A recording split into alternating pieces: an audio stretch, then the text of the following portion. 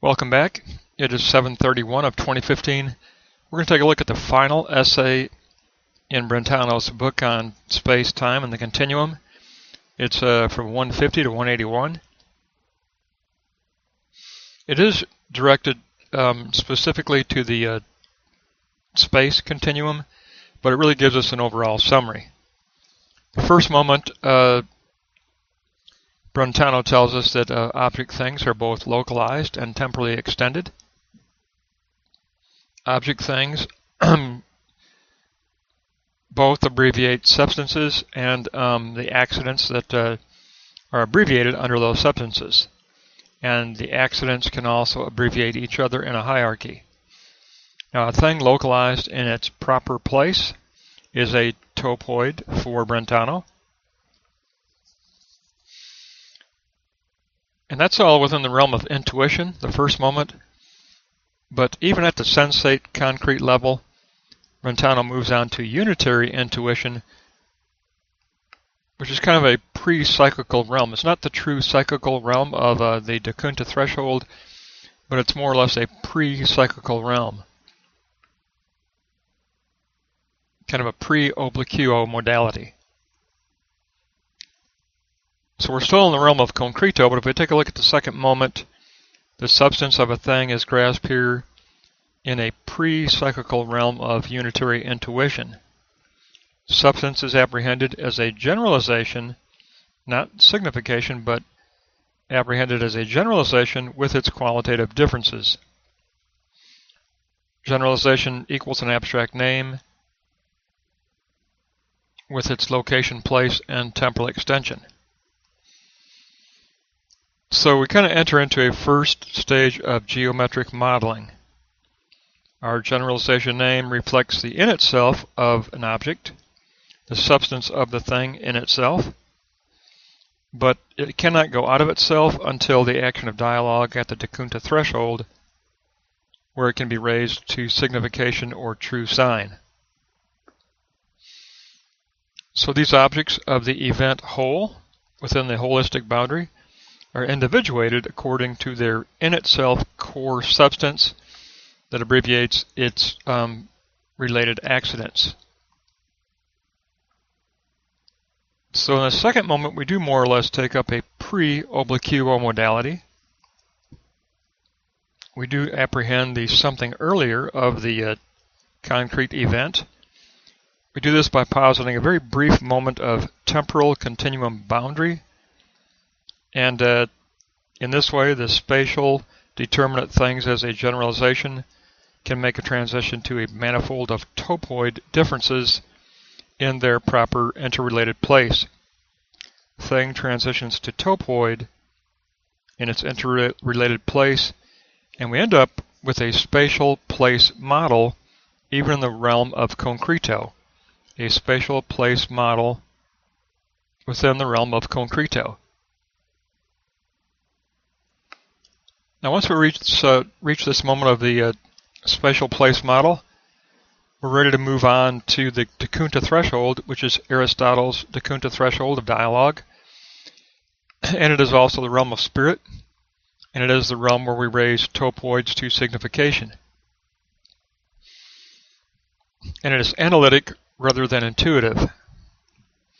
Now, there are 6 aspects of our generalization spatial place model. It's a 3-dimensional spatial model in need of temporal continuum. Temporal continuum will provide the 4th dimension of eschatological time. The model contains, again, substance and accidents, and the substance is the subject of the accidents. These topoids of substance are in need of being lifted to things as such, or things as true or signification. But in order to do this, we need to transition to the realm of spirit. And now we can look at the 11-step moment of reaching Aristotle's Da Kunta threshold, which is Aristotle's realm of spirit. And on the Da Kunta threshold, we are going to gather with others in dialogue. And the first thing we're going to do is posit our generalization spatial place model. Then we're going to take up a proteroistasis stance at the threshold of a feeling type analytical posture or intentionality.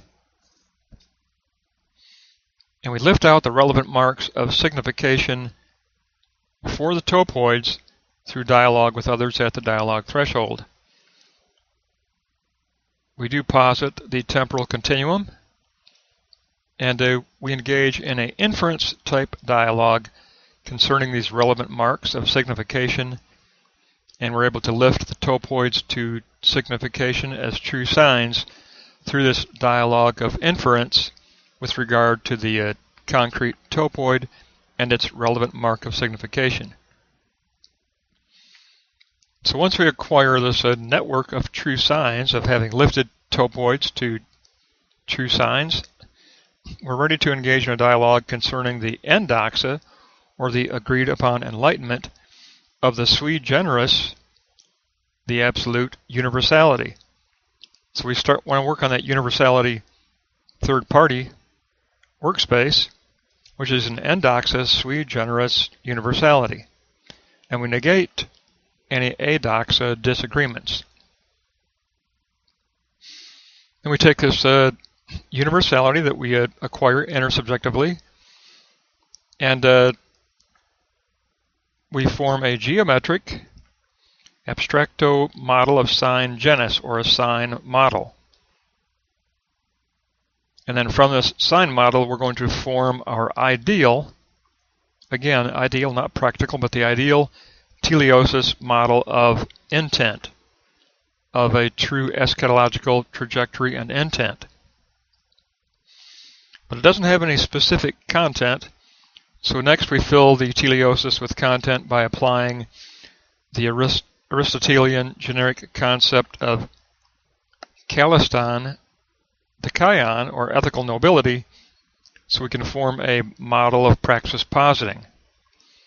And once we form that model of praxis positing and posit that praxis model of teleosis, we have attained unto logos, which is the sui generis enclosure,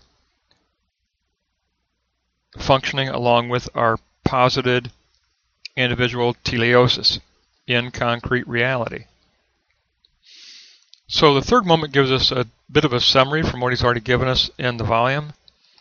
But it is the final essay. It was from 150 to 181, and he more or less encapsulated everything he said before in the third moment. But it gives us a great look at the three moments of recto intuition, the obliquo unitary intuition, and the decunta analytical dialogue. And that will wrap up the final essay from 150 to 181.